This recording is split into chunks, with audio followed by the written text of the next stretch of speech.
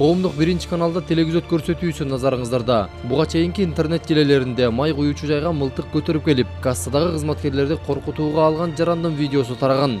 Бирок анын колундагы эмне мылтык? Ал жаран эмне максатта май куюучу жайына келгендиги коомчулукка бүдөмүк бойдон кала берген. Биз Баткен облусуна болгон иш сапарыбызда Кызыл Кая шаардык ички иштер башкармалыгына кайрылып, бул окуя боюнча толук маалымат алууга жетиштик.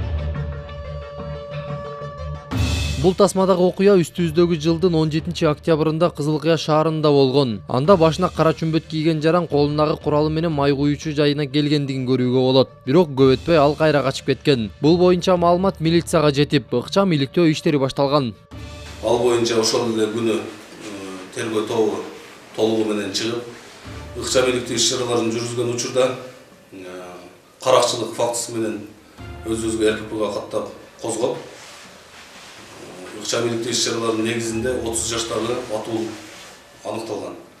Ал атуунун үйүнө барып, алып чыгып турган учурда бизге каршылык көрсөтүп, бычак менен биздин балдарга шилтеп, үйүндө ызы чуулган. Ал ошол тергөө тобу менен кошо барып кармап келдик. Аксакал эшикти ачыңым. Мына ордер эшиктин алдында турат. Каракчылык беренесине шектелген жаранды кармоо учурунда шектүүнүн ата-энеси эшикти ачпай, уюлдук телефонуна тартып бир топ убакытты өткөрүшкөн. Андан соң тергөөчү бардык мыйзамдуу токтомдорду көргөзүп, үйдү тинтүүгө алуу жана шектүүнү кармоо учурунда жаңжал башталган. Ички иштер бөлүмүнөн келип атабыз. Үйүңүздү текшерип чыгыш керек. Обыска болуп атат.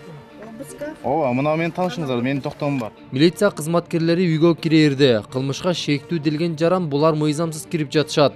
Видеого тартпа деп талаптарын коюп жатканын көрүүгө болот. Дагы группа чакырбайсыңбы? Камераны өчүрчү. Мен сага террас.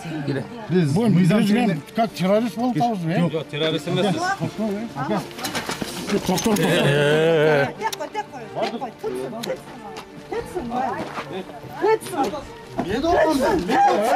Устасма!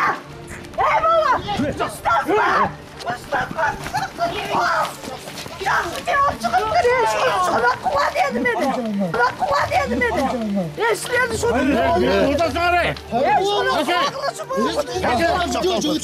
Çekil. Nege şu konuşmayı çıkarsın? Nege bu konuşmayı balamda? Video tartıp durun. Video var. Videoda men niye çıkartmasın? Atayla kıldık alsın. Atayla Kırma.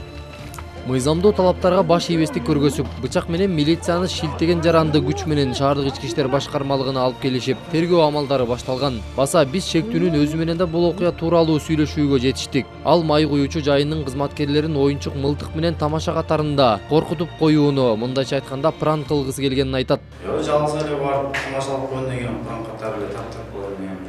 Тамаша катары болгондо сиздин таанышыңыз беле жагандай? Мен тааныбайм ал жерде, эч кандай алыс берсем. Таанып алсаңыз кандай себептен тамашаладыңыз? Мен барып эле жөнүндө тамашалап койгон дегем негизи. Şuna kula dedi meni. Eşledi şunu. Burada çağırın. Şuna kulaklısı bu. Азана бычак боюнча. Бычак боюнча өзүмө келген маса болду. Сотрудниктер астында. Ачып бергенден бычак көтөрүлгөн. Сотрудниктер каршылык көрсөтүпсүң да? Бул жигит тамаша коруу максатында мындай кадамга бардым десе, Кызыл Кая шаардык ички иштер башкармалыгынын башчысынын орун басары Бектур Эсенгулов шектүү буга чейин да бир нече кылмыш иштерине аралашканын, дагы да болсо жаңы жагдайлар тергөөнүн алкагында ачылып калышы толук ыктымал экендигин билдирди. Келгенде ал дагы өзүнүн кылмышын ойноп, ой максатын баягындай айтып атат. Бизге эми пранк түзүп, ошол ойду кылганмын деп. Чындыгында ал бир нече соттолгон, башта бир нече беренелер менен, тоноо беренеси менен, уурлук беренеси менен соттолгон жаран болуп аныкталды. Азыркы учурда бизде убактылуу кармоочу жайда отурат.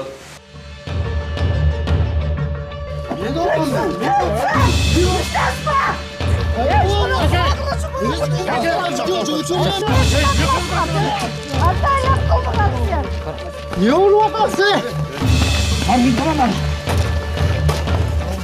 оюндан от чыгат же жаңылгандын кадамын кыйшык дейбизби? Айтор бул жигиттин иши азыркы тапта сотко өткөрүлүп, баш коргоо чарасы 2 айга камакка алынган. Толук күнөөсү же күнөө эле эмес экендигин Фемида өкүлдөрү чечет.